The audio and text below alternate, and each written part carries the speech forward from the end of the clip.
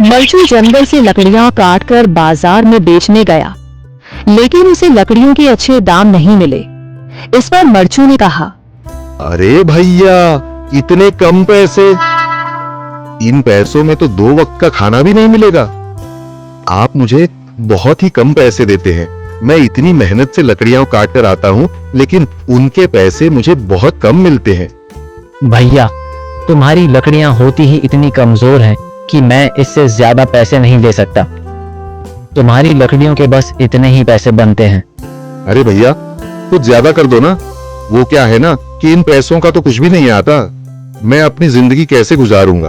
भैया, तुम जाकर अच्छी लकड़ियां लाओ, तभी इन लकड़ियों का अच्छा दाम मिल पाएगा, वरना इन लकड़ियों का तो यही दाम है। ये सुनकर मर्चू बहुत ज्यादा परेशान हो गया और पैसे लेकर किराने की दुकान से सामान खरीदकर घर आ गया। घर पहुंचते ही मर्चू की पत्नी सीता ने कहा, जी, सामान ले आए आप? हाँ जी, सामान ले आया हूँ। सीता के चेहरे पर खुशी छा जाती है, लेकिन जब उसने सामान देखा, जी, इसमें तो बहुत थोड़ा सामान है।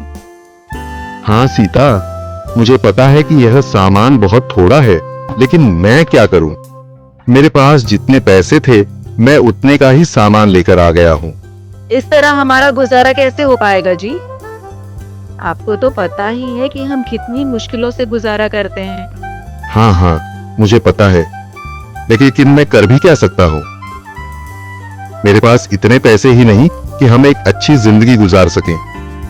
इतनी मेहनत कर रहा हूँ, लेकिन फिर भी मेहनत का फल नहीं मिल रहा।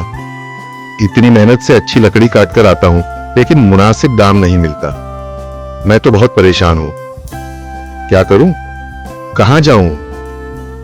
अरे जी, आप परेशान न हो, आप कोई और काम देख लें।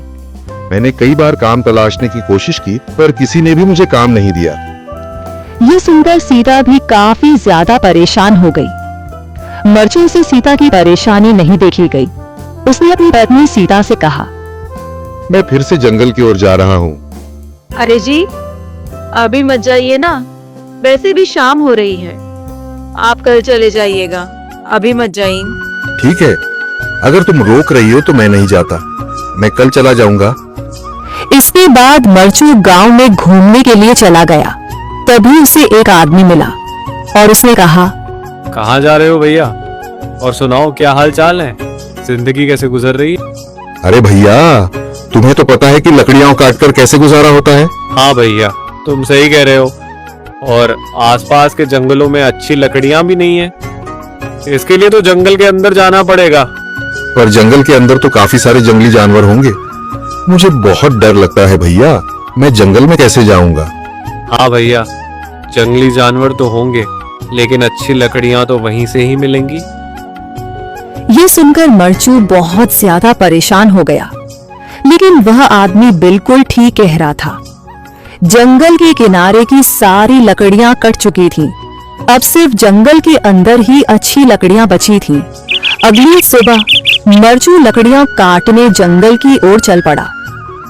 जंगल में आने के बाद मर्चू ने कहा, अरे, यहाँ पर तो लकड़ियां ही नहीं हैं।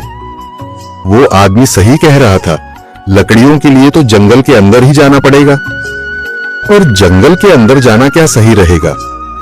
मुझे तो बहुत डर लग रहा है, क्योंकि वहां पर तो काफी सारे जंगली जानवर होंगे जो खतरनाक होंगे। अगर आज मैं जंगल के अंदर नहीं गया तो मैं आज घर पैसे लेकर नहीं जा सकूंगा, और फिर जब पैसे नहीं होंगे तो गुजारा कैसे होगा?